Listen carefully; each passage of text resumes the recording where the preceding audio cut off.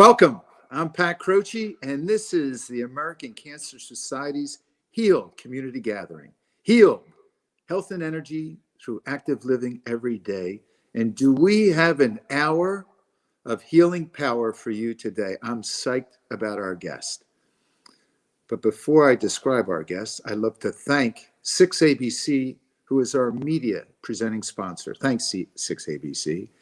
All of the leadership partners, we have about 28 of them, who help raise the initial funds for the HEALED research to go underway. And all of you who have registered at acshealed.com and are wearing our bracelet. Yes, our mala bead bracelet. Please spread the news. The more that can donate, $25 or up, is being put to great use. And the more people wear this bracelet, the more the momentum flows. You can't not smile when you see someone else wearing this HEALED bracelet. Well, again, thank you. And before I introduce our guests, I always like to take a moment of stillness. And all that does is reboot our brain, calm our mind, just for a brief moment. So as I ring the bell, just gaze on the bell. Allow your attention to rest lovingly on the sound.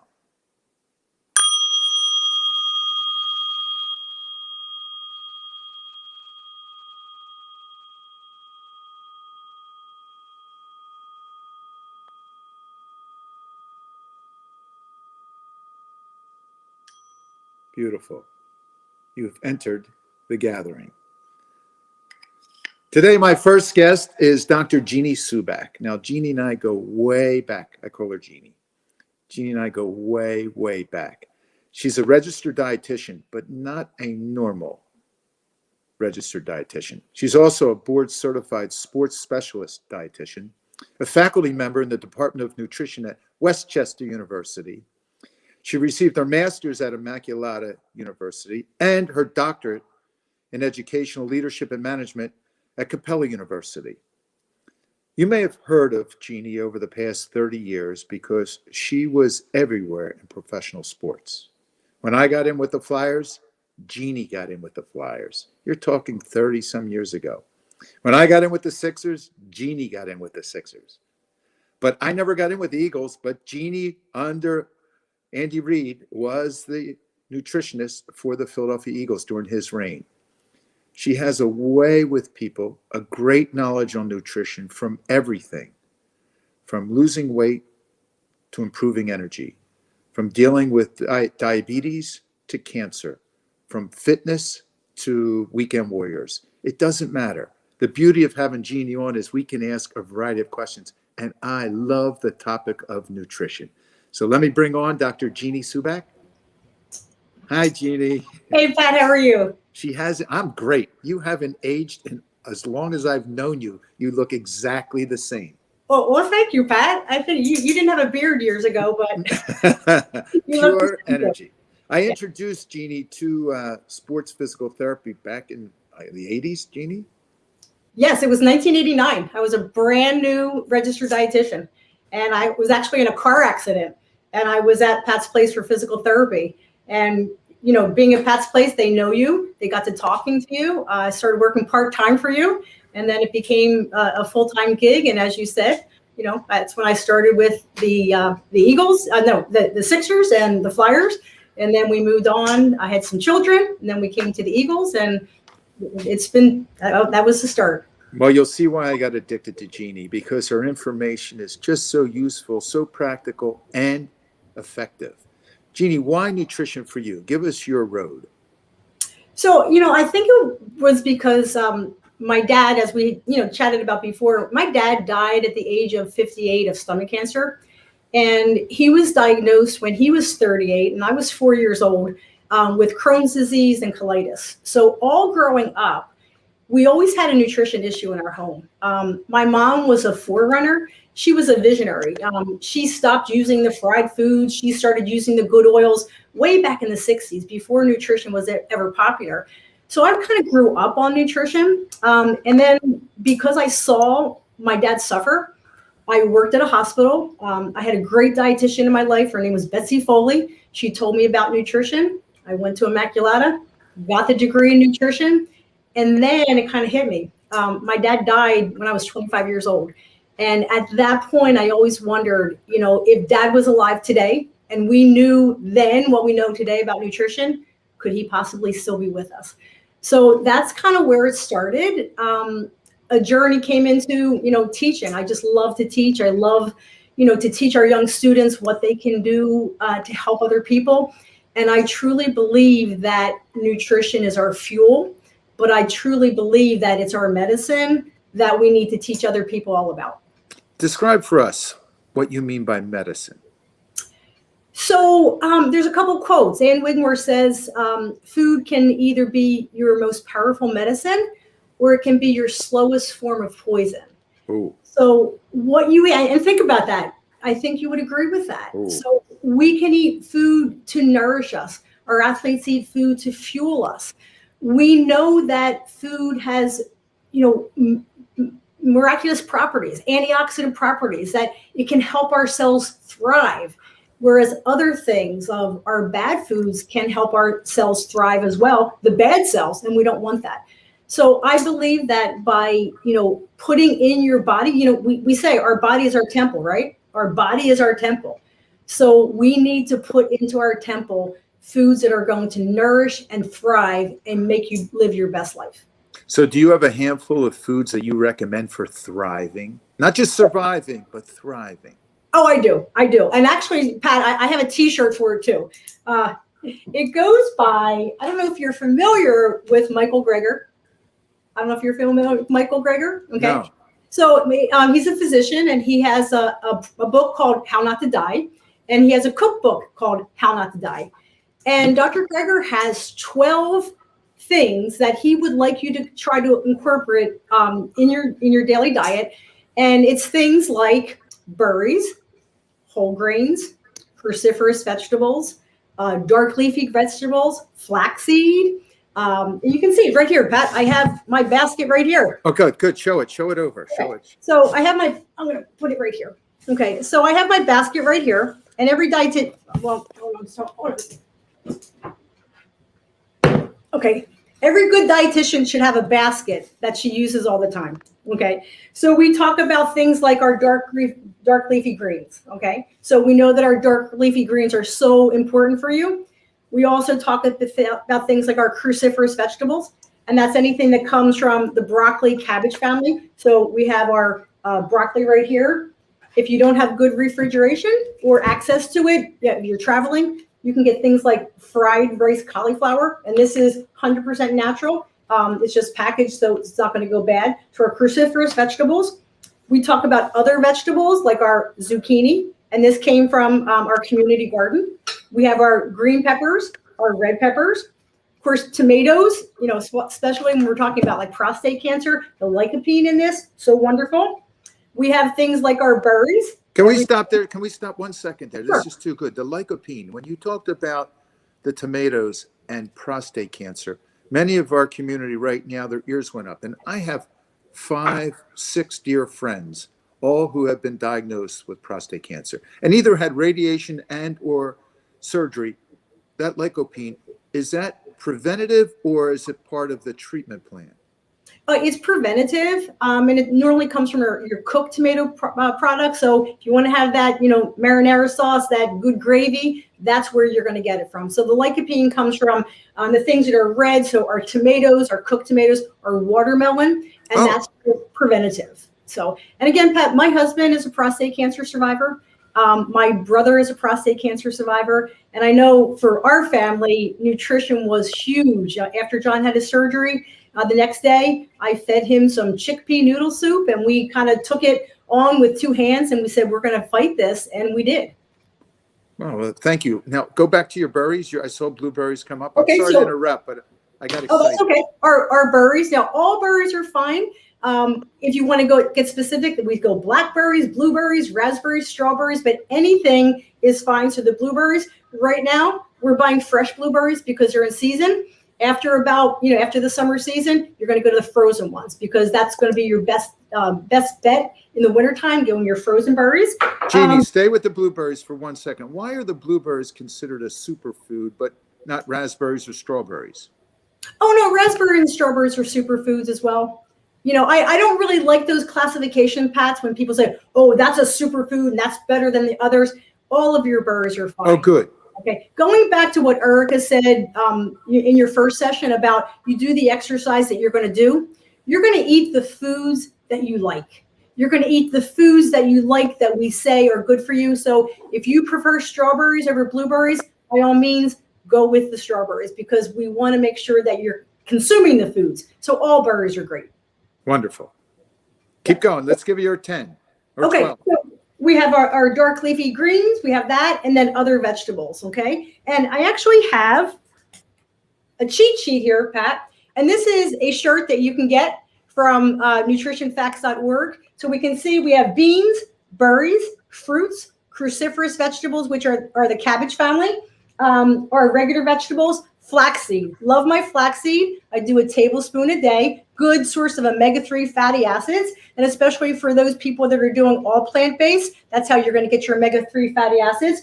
Our nuts. I heard you talking about almonds a couple of weeks ago about how it's a power food. Your nuts are fantastic. Your grains, we want it to be a whole grain. Your spices, all spices. I am a huge cinnamon fan, and we know that cinnamon also helps you control your blood glucose. So cinnamon, spices are great for that. In addition, and then he says exercise and water, and you promote the water all the time, and we know we promote the exercise. So what you can do, Pat, you can tell our friends here, you can get an app, and it's called the Daily Dozen app right on your phone. And when you eat your breakfast, you click off what you do to see how many of these foods you can get. So an example, I have this every morning, and this is my oatmeal. So I have my whole grain, I have berries in it, I have a flaxseed in it, and then I'll have another fruit in it. So right there, I check off 4 boxes. Oh, I love this. Okay, Jeanie, listen to my breakfast here. This is Okay. I have almond milk yogurt because I can't do regular dairy. I'm lactose intolerant. So almond milk yogurt, which is about 150 calories, not a lot of protein, maybe only 3 to 4. But then you come in, I throw blueberries, Right. strawberries, Right. Diane's homemade granola. So we got Right. grains, flaxseed, Right. chia seeds, Right. and sesame seeds. You got it. That's my little stew in the morning. And next to that, I have a piece of spelt bread with natural peanut butter and a little jam. So you have 8, Pat. That breakfast is 8 out of the 12. And then I know you're drinking your water and I know you're doing your exercise. So just your breakfast, you're getting 10 of the 12. Fantastic. What you also can do, you can do a green drink. All right. So that doesn't look good. Oh no. Well, you know what? I'll FedEx you some. This is very good. This is a pina colada green drink. Okay. Really? Without alcohol or with alcohol? Without alcohol. So I bring you if you want to add, but tonight we're not. So this is pineapple, banana. It has a little bit of coconut milk. It has flaxseed in it, and it has kale and spinach in it. And what I do, and there's so many different varieties of green drinks, okay? A good friend of mine, Lori Klein, she puts blueberries in it because her son Matthew doesn't like green, but he'll eat blueberries. So you can make your green drinks to taste good. And what I do, Pat, because my husband has a problem with the Vitamix, I make up these in the beginning of the week. I put them in the freezer. So if I'm running out the class, I will take one out of the freezer, put it on my desk. At the end of my 8 a.m. class, my green drink is defrosted. Now, is that just like a snack or is that part of a meal? You can use it for whatever you want.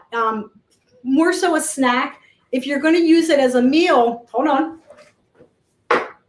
I would probably add some collagen protein in it.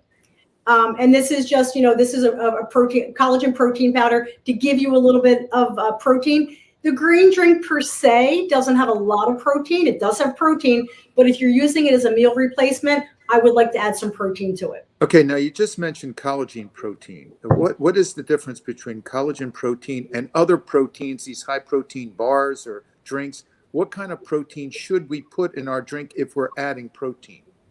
It doesn't really matter, Pat. If you're plant-based, you would not use the collagen protein because it does come from an animal. In that case, if you're plant-based, you might want to use a pea protein. any type of protein. The whey proteins are fine. It depends on the individual preference and your dietary habits. But, we use the collagen a lot for our athletes, but a lot of lay people use it as well. The nice thing about the collagen is it's tasteless and it dissolves very nicely. So you're not going to have, some of the protein powders are kind of, and plus, you don't want to get really, held up on supplements. Just use real food. This is just something that I have that I can put in as an addition, but you can, put regular Carnation instant breakfast as a protein supplement. So we don't have to get fancy and we don't have to spend a lot of money. Jeannie, let's just stay with protein just for the second, because I know now diets have changed and they continue to change and they shift with the winds. High protein, low protein, keto diet, Miami Vice diet, whatever they are out there. What do you recommend relative to protein, especially for those who are going through radiation, chemo, and those who have survived and are trying to thrive in life? All right, so let's step back, Pat. I remember when my dad was going through his treatments. And again, I was 25. I thought I knew everything about nutrition, a new nutrition major. And one of the problems when someone is going through chemo and radiation, they just don't have an appetite. They have decreased taste sensations. They're nauseous. They just don't feel good. And I know loved ones, they want them to eat because they see them wasting away and they're eat. They're not eating purposely. They just can't. So from a family standpoint, you have to have an empathy for them, and you have to make sure that you're going to try your best to respect what they're going through and feed them and nourish them as best they can. Find something that they can tolerate, something that they like, and that's going to go down easily. So it might be something like taking an Ensure or a protein supplement and putting it in the freezer and giving that to as an ice pop, because that's cooling, especially if they're going through a radiation treatment. Small bits. Whenever you're feeding them, make sure that what you're feeding them is as high in nutrient composition as possible. So to answer your protein question, it would be something that they'll eat. If they do dairy products, the dairy products are a good source of protein. I know not everybody subscribes to that, but if they can do a milkshake, that's fine. And you might say, oh, a milkshake. But you know what? When someone's going through treatment, we're looking at calories and we're looking at nutrient density, and we're going to deliver it whatever way is going to be effective. Great answer. Great advice. I'm hoping everyone listens. Whatever works. Yep. Whatever and so works. if they're going to eat, make it highly nutritious. Yep. And you're going to explore, you're going to play with some things, and you're going to take their favorite recipe and, in small portions, because you give them a big plate, you get overwhelmed, but a small portion and let them ask for more, because we're going to tantalize their taste buds. Feed them when maybe after a nap, they might be a little bit hungrier after a nap. Feed them when they have the highest energy level. Don't try to push food into people because it's just not going to work. Okay, so the food that does work is preventing cancer now. So you just gave us great advice for those who have been diagnosed with cancer or undergoing treatment for cancer and even after cancer, right? To use high nutrient foods that you enjoy. Like, yes, as you said earlier, eat yes, what you enjoy, and then hopefully you can work it off if you eat too much. Yes. What about preventing cancer? I mean, there's so much information out there. What are your guidelines for all of us, the best way to prevent cancer? I think it's eating a whole foods, plant-based diet. And when I say plant-based, Pat, let me explain. I don't mean totally vegetarian, vegan. I don't mean that. People follow those diets and they're very successful, but it's not for everybody. Plant-based means the majority of the foods that you're consuming is coming from a plant. Okay, so I'm going to show you this. This is our old USDA food plate, right? And I know a lot of people poo-poo this, but this is plant-based, right? We have our fruits, we have our vegetables, we have our whole grain, and the dietary guidelines say that your protein, some should be plant-based. So our nuts, our seeds, our tofu, our plant-based proteins, and then of course our fruits, our vegetables, and our grain. Dairy, okay, we have plant-based dairy. So you do your almond milk, people do their soy milk, we have coconut milk, all these different things. So I recommend that people do a plant-based diet, incorporating as many fruits and vegetables and whole grains in your diet as possible. Okay, so that plant-based diet, if you want fish or if you want meat or a cheeseburger, does that fit in there? I would say fish, yes. I would say chicken, yes. Cheeseburger, save that for the 4th of July, Memorial Day, 4th of July, and Labor Day. We don't like a lot of red meat, okay, on occasion. I would never tell anybody not to eat, to eliminate something in their diet that they absolutely love, but you save it for special occasions and then you enjoy it. Even Colin Campbell, who wrote the China study, he was a dairy farmer, and the China study talks about is basically goes into a plant-based diet. And he says, when I really want to treat, I'll go get a good piece of Wisconsin cheese, but I eat a piece and then I'm done with it. So it's all about saving it for special occasions. So processed meats, no, I'm not going to say yes to. Red meats occasionally. And then of course you want to buy the lean red meats. You don't want to buy, you're not going to go to a fast food and get a hamburger, but a lean red meat, I would say every once in a while will be fine. Well, what does once in a while mean? We're really taking your verbiage as the Bible. It depends on how motivated, just like, let's frame it as an athlete. I have an athlete that'll come to me and they want the program and we give them the program and then they fall off the wagon. So what I say to them is, how important is it to you? If you are willing, so an example, my husband, the day after his surgery, I said to him, John, let's pull out all the stops. Let's go 100% plant-based to get this thing done. And we did.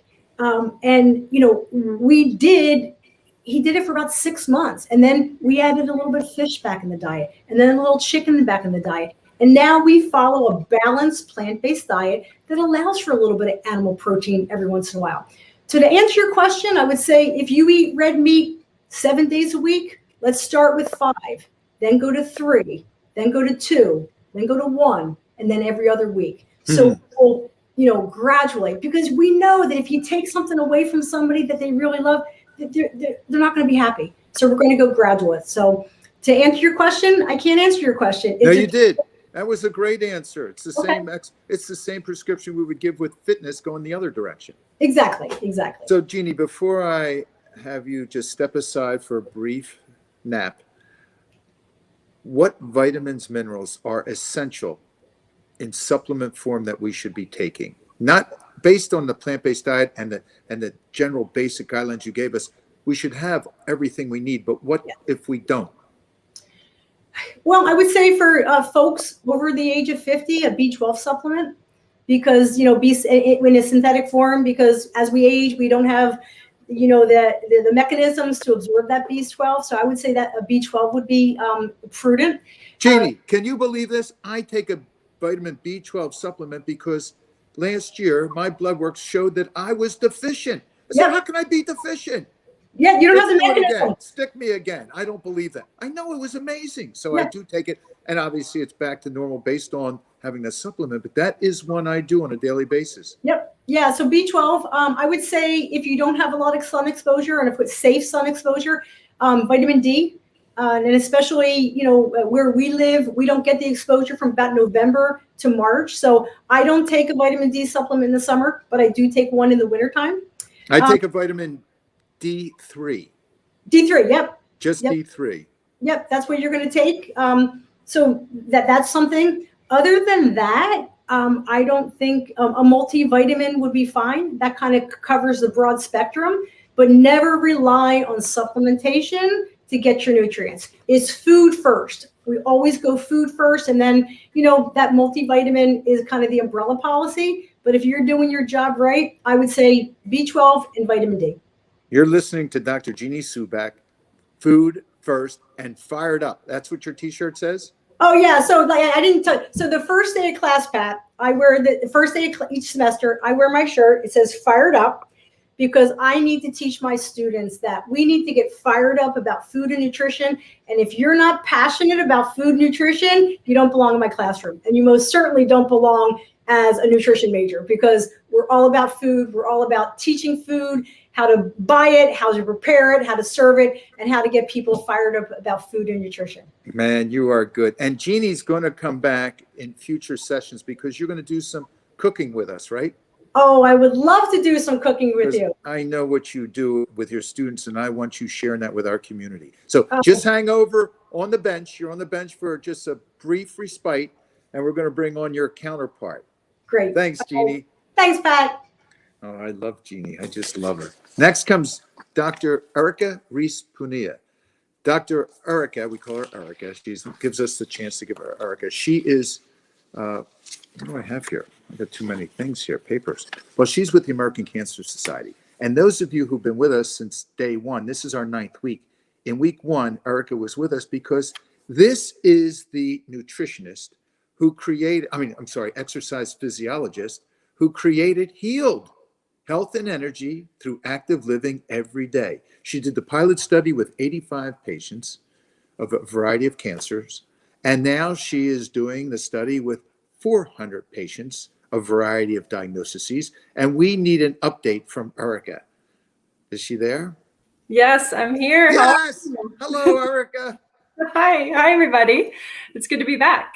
Welcome back. Welcome back. Dr. Erika Rees-Punia. She before she gave us her whole path to being an exercise physiologist, but really what I would love to know, Erika, and you're going to stick around because Euse Mita Jr., who was here that first week, he's going to give us an update.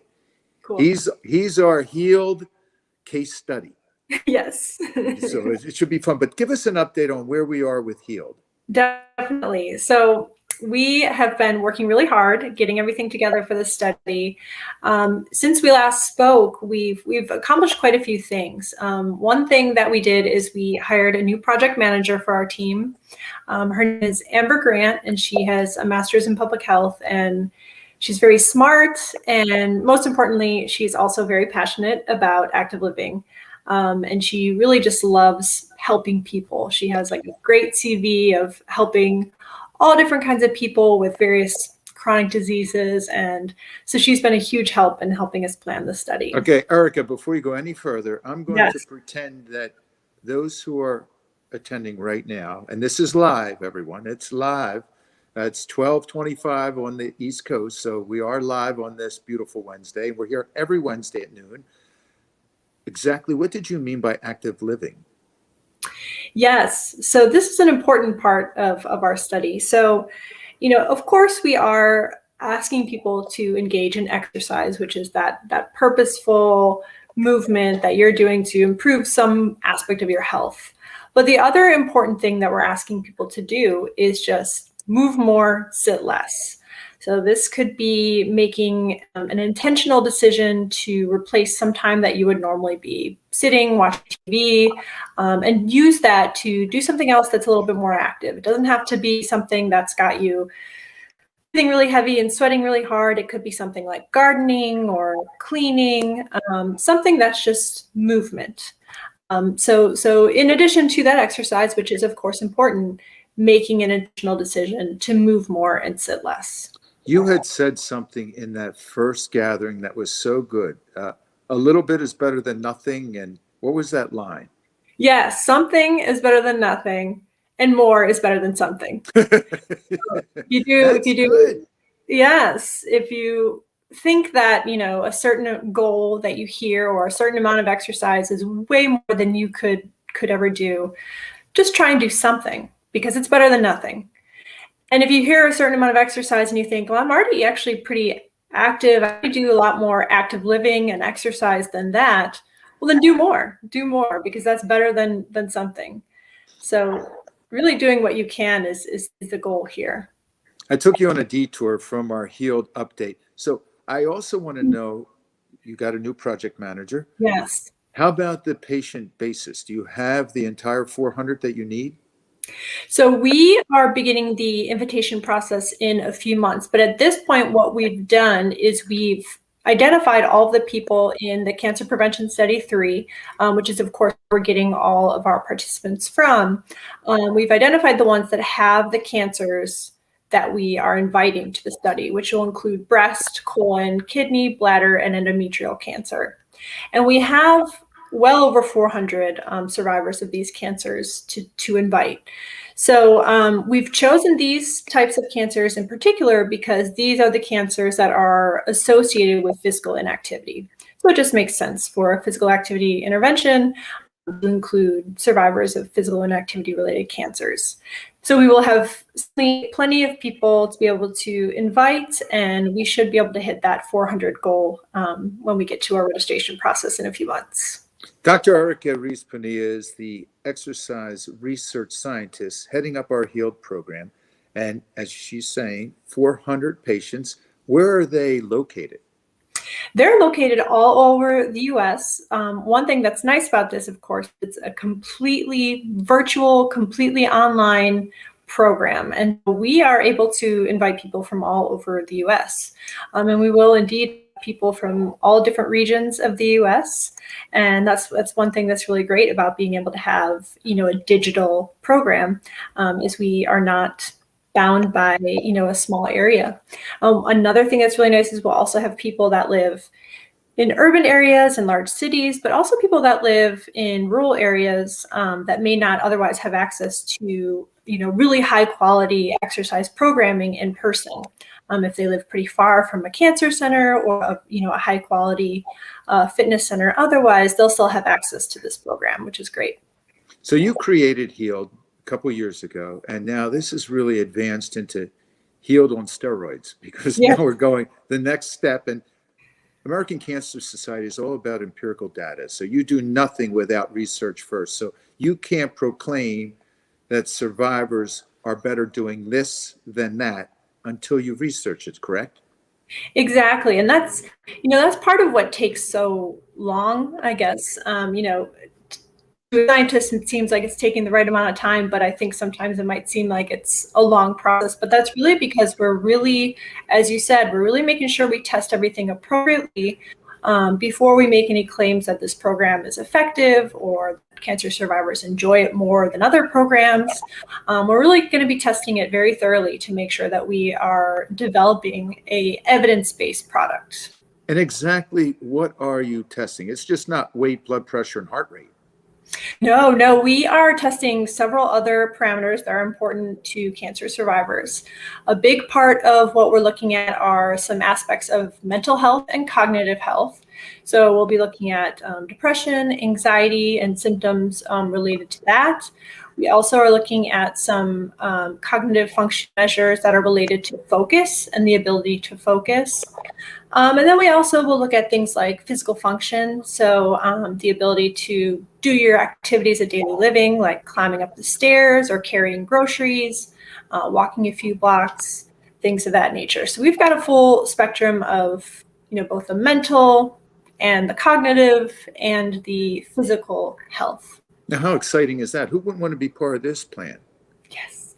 Now, what potholes have you faced in these past 9 weeks, since now the funding is there, based on all these people who are attending, have helped you achieve the funding level to get this HEALED plan unleashed? What potholes, pitfalls, what are you hitting?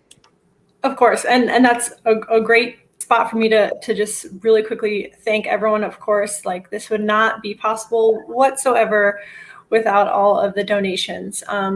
As far as the pitfalls, I have to say things have been moving pretty smoothly, and I feel very thankful and lucky for that. Yes, I would say the process that has been the most difficult, two things I would say really. One is finding the right company who understands what we want in building our website. I'm an exercise biologist. I don't know how to build a website. So we're, of course, finding a company that matches our dream on that website and understands what that's going to look like. And we've narrowed it down to probably 2 different companies that we're thinking about that really understand what we want, what we need, and really are also pretty passionate about the project. But that's been a journey, I'll say. I think it could have been much more difficult, but it certainly, it's been a process. So Erica, there are a lot of people on this call who have either been diagnosed with cancer or undergoing treatment for cancer. What is your your recommendation, your basic recommendation to them?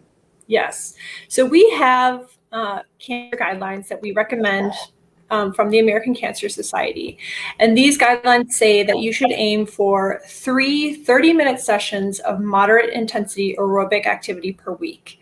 And this includes things like, taking a brisk walk or biking, maybe swimming. In addition to that aerobic activity, you should also be aiming for 2 days per week of strength training. So this can look like things like lifting weights or body weight exercises, using bands, things like that. And then again, that big part of making sure that you're making a conscious decision to move more and sit less. So in addition to meeting those exercise guidelines, just making an effort to be a little bit more active throughout your daily living. So that's exactly the name of this program, Health and Energy Through Active Living Every Day. You coined that acronym, correct? Yes. And what was the genesis of the creation of that name? So I think for me, a big part of it, and before I became a scientist, I did a lot of work with clients and working in personal training. And so I always made conscious effort to work a lot more with older adults. It's just a group that I liked working with. And I noticed that a lot of people had this idea that exercise was painful and it was just something you didn't look forward to, and it had to happen in a gym and it had to look a certain way and your body had to look a certain way. And none of those things are true. And so a big part for me is that I just really wanted people to understand that, activity looks like so many different things. There are so many different ways to be active. There are so many different ways that you can actually enjoy being active. You just have to sort of figure out your routine, have to try new things. So that was a big part of the active living everyday part for me. But I also, as far as the health and energy bit, that of course was pertaining particularly to cancer survivors. So, survivors, one of their main issues is that they'll often feel quite fatigued. They won't have a lot of energy. And that is one thing that we know for sure that exercise can help with, helping to provide those feelings of energy and reducing those feelings of fatigue. And so that's a big part of where that acronym came from. I love that. I love that we have the founder, the creator of HEALED right here. And you said something 9 weeks ago on our inaugural session, some crazy statistic like 70% of survivors don't do diddly squat. Exactly. That's my own language. Yeah, it's not too far off. It's 70% of cancer survivors, at least 70%, are not getting enough physical activity. So they're not meeting those recommendations that I mentioned of the 3 bouts of 30 minutes plus 2 days of strength training, which for some people may sound like a lot, but I'm sure for some people out there that they're already, exceeding that by quite a bit. So at least 70% are not meeting that amount that is fairly minimal. And one last question, and then I'm going to keep you on. I want you on when we have Euse Mita Jr. back, and I'm going to bring Jeanie back on too. But one last question. How can our members of the HEALED community help? Yeah, I think this is great, being able to provide updates as things go along. I think one thing that we, of course, in addition to the fundraising, one thing that we like to view together is this as a full community effort. So we've got the research part of it, and that's great. But we also have this community part of it, and that's great. And I think just keeping that momentum going through fundraising, through spreading, even things like the activity guidelines, understanding that and sharing that with people. And being active yourself, of course, being a model for your community, for your family, really makes a big difference. Well, thank you, Dr. Erika Rees-Punia. And you've seen over the past 9 weeks, you came on with Mike Schmidt, who shared with us his melanoma experience, stage 3. And since that time, there have been a variety of guests that have just blown me away. It's just been great. So what you've done and what you're doing is just the beginning. You too. This is amazing. I never would have thought, if you would have asked me 3 years ago with my tiny 85-person pilot that this would come out of it. I never would have believed it. So this is just lovely, lovely, lovely. So hang there, Jeanie, if you'll come back, on. And now we have, I want to bring Euse Mita Jr. And I say bring back because he was here on our first week with Dr. Erika Rees-Punia. And Euse Mita Jr. was diagnosed 11 years ago with brain cancer. He's 43 years old, and he was given 3 to 5 years to live. And voila, there he stands. Still Welcome here. back. Welcome back, young Euse Mita Jr. Thank you to all of you. Yes. Well, I love his father. His father, Euse Mita Sr., and I would work out. We're working out again because Euse Mita Jr., I've taken him on as my pet project, Jeanie. How about that? Good. I mean, he's following the likes of Dr. J and Bobby Clark and Mike Schmidt and Eric Lindros and like all of them. And we're having a ball. And his father used to train with me back in the early 80s with Mike. You remember? Mike He was my client. Yeah, yes. We gave him the 10 Commandments. Well, you're going to have to give this one the 10 Commandments. You got it. Because the first commandment he blew, he was late. On Monday, Erica, I'm taking this guy on as my pet project, and he was late. It's 6:30 start, and if you're on time, you're late with me. Because you got to set up the equipment, and the gym's open, it's everything ready. He was 3 minutes late, right, young Euse? It is true. I blame the July 4th party that we had the night prior. So, Erica, you'll love this. I'm not going to let him get away with that. Not only do we up some reps along that hour, because father's getting cursing at me at the same time, but nevertheless, when it's over, I said, okay, we're all done. It's 55 minutes. That's it, done. You go sit against the wall. Do you know the wall seat that skiers use?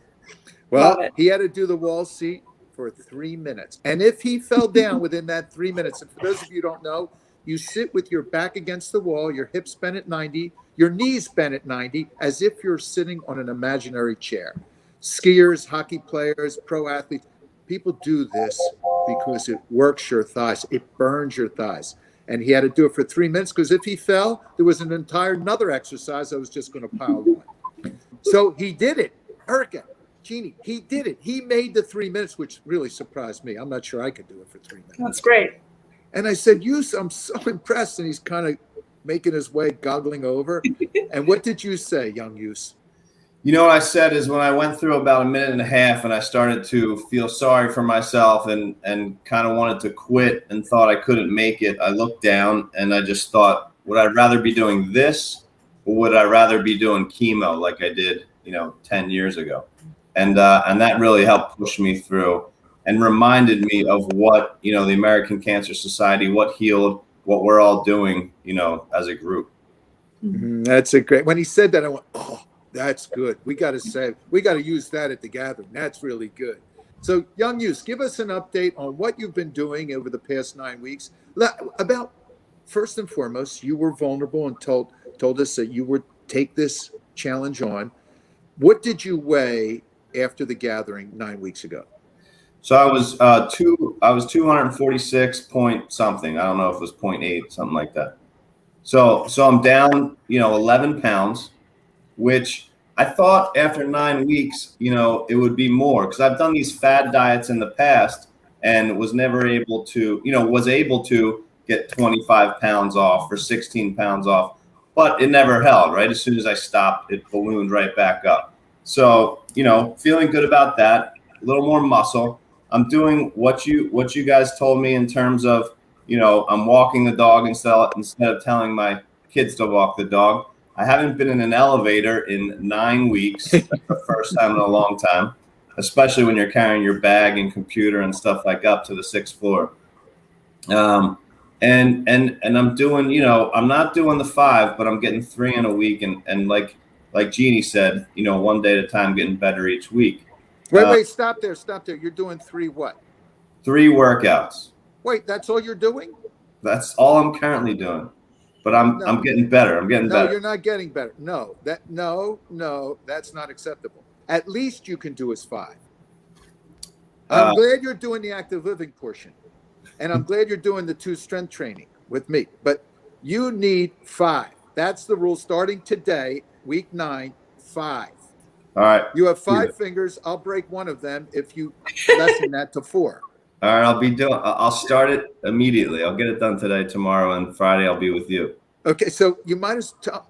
Did you see Erika and Jeanie both shaking their head when you talked about a fad diet, losing 25 pounds or 16 pounds? What happens? It's a yo-yo. It just comes back, and worse. During that time, you've lost some of your muscle fiber. Therefore, you have some of your active muscle fiber gone to burn calories when you come back. So they were both shaking their heads. Nothing like that. And before you ask a question of Jeanie and or Erika, Young Use, I think the best result that Young Use shared with me was not the 11 pounds, but tell them about your belt. I got the belt. I'm on my last one there. So I got the belt and a half. I got to buy a new one. And how many holes did you go down? So I'm down 2, but I could get another half in there. I could get another half. It's really, it's 1.5, and I'm going to have to buy one instead of drilling through here. See, that 1.5 holes is so relevant. Would not you not agree, Erika and Jeanie? It's definitely. That shows that it's not muscle disappearing, right. It's fat weight. Exactly. And I think, if the 11 pounds, if you expected more, you mentioned, I think it is important to remember that you probably did put on muscle mass and lost fat at the same time. So, that's a bit of evening out of the weight there.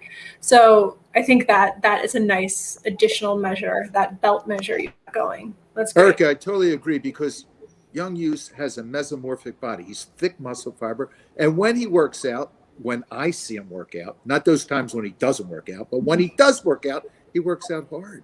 He was a wrestler at one point in his life, and that comes back into the focus. But again, with care, start low, progress slow. Nothing crazy. Everything's about full range of motion, perfect technique, and use an intensity that you can tolerate, 10 to 15 times. Nothing, let's see how much you can power clean. This is not about ending up in a sports medicine clinic. So, Young Use, I know you have a question for Jeanie too. Yeah. So, and my struggle continues with 4 young boys and events and sports, and I'm running around. I do get a green smoothie, many days a week, but then I just struggle with when I'm at the ball field and all they're selling is candy or Chick-fil-A sandwiches, and I end up choosing the wrong path, right? And I know that preparation, is very important to it, preparing the night before or the morning of. But, at the same time, myself and I'm sure other healed people, we're trying to be a good father, a good husband, a good employee.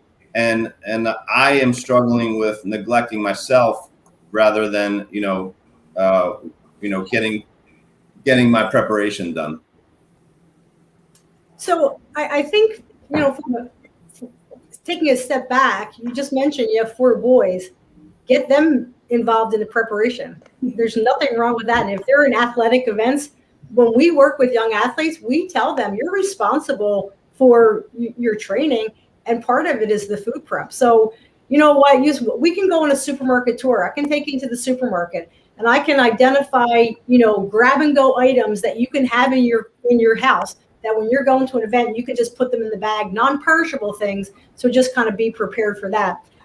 Another thing you can do is there are a lot of companies that do meal prep for you, that they can, do healthy meal preparation so that you have a freezer full of meals. Remember, Pat, we used to do that for Pierre. We used to make all of his food so that he would just or Lindros, I used to cook for him. We would do all the pre-portioned foods, have them frozen, and just grab them. As I said, this is my frozen green drink. You will always see these in my freezer, so that if I was going to a field hockey game, I can just take it out. So it's really, there's no magic answer except for pre-preparation. How about energy bars or high protein bars? Are there any you recommend that Young Use could have in his backpack? Yes, I don't love the prepackaged ones. I'd have to look for a specific brand. If you make, like we have a 1, 2, 3 breakfast bar that is so nutrient dense that you can make and freeze and have. I'll save it. No, you're coming back on. You're going to show us how to make that. Okay. I want that. No, you've got to have that. So, but did I hear that you will take young Use and take him on a supermarket sweepstake? Oh, absolutely. Absolutely. That's one of the most effective tools that I have in my arsenal. From, a person looking to lose weight to the professional athletes, we get into the supermarket. That's my playground. That's my office. I go and, we identify the products because I'll see young Use. I'll see your face when you see something. I'll say, okay, you told me in my office you don't eat Oreos, but when I saw your eyes light up when you saw it on the shelf, I know that's a trigger for you. So I will definitely take him on a supermarket tour. And before we go to other questions too, how about your resting heart rate? Did you take that 9 weeks ago? I haven't, no. Okay, I did tell you to do that. I'm putting that on now. No, that's real. To me, wouldn't you not agree, Erica? That's a great barometer of fitness because through those 9 weeks, 11 pounds are good. But what if you dropped 5 resting heartbeats? At 5 beats a minute, I mean, just how less stress on your body. See, I do this when I can't sleep or I wake up in the middle of the night and, I'm just chilling, meditating in the middle of the night. I just take my resting heart rate. I look at the clock and I wait till it cracks one number and I hold it for the entire 60 seconds. Not 10 seconds multiplied by 6. That's not good enough. 1 beat off and then you're 6 beats off. No. So you hold it and you find out your resting heart rate. My resting heart rate last night was 48 in bed. It's not always that. Sometimes it's 52. It depends on a variety of things. But when I can't sleep, I just lay there. It's a great barometer, young Use. I want you to know your resting heart rate. Okay. Pat, I have a question. How do you feel about the iWatches that have the resting heart rate? I love it. I love any objective means that will give you some barometer of progress because success begets success. And as long as you're using the same one to compare with, when we used to take the percent of body fat with the pro athletes, use the same calipers, the same 4 sites. There's a variety of ways to measure percent of body fat, right, Erica? But you want to make sure that it's exactly the same protocol with each time so that the measurements are the same. That's the whole key. If you use a watch, then use the same watch. Yeah, consistency is definitely important for those measures. I know we have questions from outside, but young Use, do you have another question? No, why don't we go to the outside ones? Okay, before we do, this is really important because I heard you talk about your sons and Jeannie's going to help you with pre-prepared foods. I'm of the mindset when you're on an airplane, the first warning they give you is if the oxygen diminishes, the masks come down, you put on your mask first and then your family's. Put on your mask first, young Use. It's about being selfish with a capital S, that it's vital that you be as healthy and harmonious to your environment so that your kids see this high vibrational frequency. And then, yes, if they want hot dogs, they can have hot dogs, but you can't. It's really important that you be selfish and then they'll watch. Your walking the talk is so much more important than you just talking and following them. They won't be upset that you don't eat the hot dog with them. Or if they will, it won't be for long. No, they'll eat mine. They'll eat theirs and mine. So, Taryn, do we have questions? I know we do. Good afternoon, everyone. Of course we do. We actually have a lot of questions in today's chat box. So the first question we have is coming from Meg, and I believe this would be directed to Erica or Jeannie. So, we talked a little bit about your recommendations for starting healthy habits, but let's talk about kids. How do you make being a fit family a goal? Yeah. Jeannie, maybe I'll say a quick few words and then I'll pass to you. So we sort of just mentioned this now about being a good model for all of the different healthy behaviors. If they see you doing it and it's part of your family routine, they're going to do it too. And I think a lot of the fun ways to be more active is to be active with your family, playing games that are active, playing sports, just being outside are certainly they count. They count as exercise. They count as physical activity. So incorporating that element of what we actually call social support is a big part of behavior change and making it a habit. So I would add on to that of get them active by taking them blueberry picking, taking them, to the orchards, and then going home and recreating recipes in the kitchens. Kids love to cook.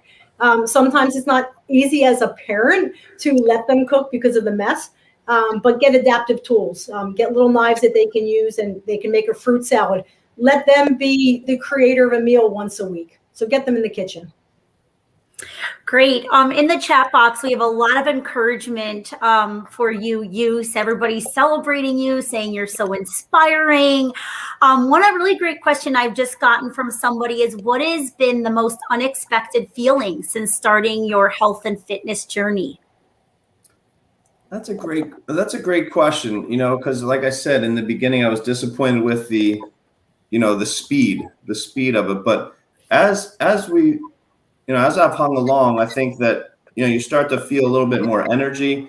You feel it doesn't take 3 days to recover from a workout. It takes, just one. And that pain, starts to feel good. It feels like you're gaining muscle and you're feeling better about yourself. So I think it helps. I think that belt was a great point to tell me to keep at it, keep going. And, it makes me feel better about myself, and then I know that it can be achieved the proper way. I've done it the wrong way many times, and I think I'm committed to doing it the proper way this time. Can I just add something, that the proper way is the only way? The only goal is now, is to live life now, to enjoy life now. And so it's not important to lose 12 pounds in 2 weeks. It's important to do it right and watch the outcome be perfect. That's all. And you're doing that. I applaud you. I mean, I watch you. As Jeanie said when you came on, we can already see the difference in just your look, but it's more than that. It's a vibrational frequency that you emit, and therefore the law of attraction works back. You get these great vibes coming back to you. I think it's fabulous. Thank you. Karen, any more? Yep. So this one, I think we'll kind of close out. There's, I think for everybody can kind of comment on this one.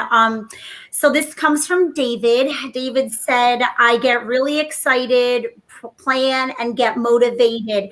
My biggest issue is sticking to my plan. What advice can you give to me to stay motivated? So in physical activity, there are a couple of things that we suggest to stay motivated long term. So the first one that comes to mind is that social support piece. Be active with a buddy, have an active buddy, work out together, make sure, check in on each other, hold each other accountable. And then the other thing about that is to hold yourself accountable by monitoring yourself.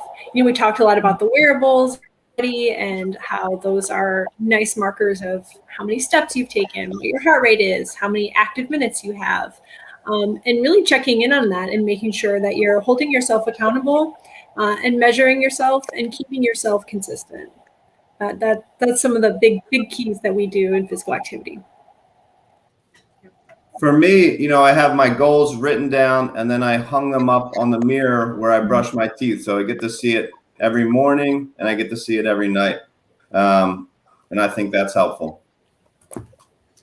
And I think from a nutrition standpoint, there's a lot of support groups on social media for healthy eating, not fad diets, but maybe join a support group that gives you new recipes once a week. So maybe try a new recipe once a week and have people over, entertain with healthy food, and see how people, when they eat something that's healthy and well prepared, they go, oh, wow, this is normal. This isn't healthy. This is normal. And that's what we want to get to. And I'll just add that David might have the wrong goals in mind, and then he can't fulfill them, or he's fulfilling something that's not realistic. So really, you've heard these experts talk. Food first, move more, rest less, sit less, or something is better than nothing and more is better than something. These are all just basic, like Zen principles, but how you do anything is how you do everything, David. So what you do, make it the best that you do. Don't be attached to the outcome. Just do it the best in the present moment. And then stretch out afterward, do your before and after, drink your water, make sure you're fully hydrated, and monitor your progress as we talk to young youth, whether it's blood pressure, heart rate, your belt loops, if it's losing weight, if it's energy, see how you feel at a certain point of the day compared to what you used to feel like. But these little success begets success traits are so powerful. And then other people, doesn't matter what they say, but those compliments tend to feed us in a way that I can do a little bit more. So I thank you. What a great, I have the 1, 2, and 3 punch. But Dr. Erika Rees-Punia from the American Cancer Society down in Atlanta. We got Dr. Jeanie Subach, a professor at Westchester University. We got Euse Mita Jr., who we're going to track and see him in 2 more months. And Taryn Jones, who is with us here in the Northeast section of the American Cancer Society. I thank all of you. I thank all of you who have attended. And I'm going to end with our prayer. It's a simple prayer. It's not a petitionary. It's really a prayer of gratitude and abundance. Thank you for the grace in helping me to welcome what is right now. Thank you all. Peace.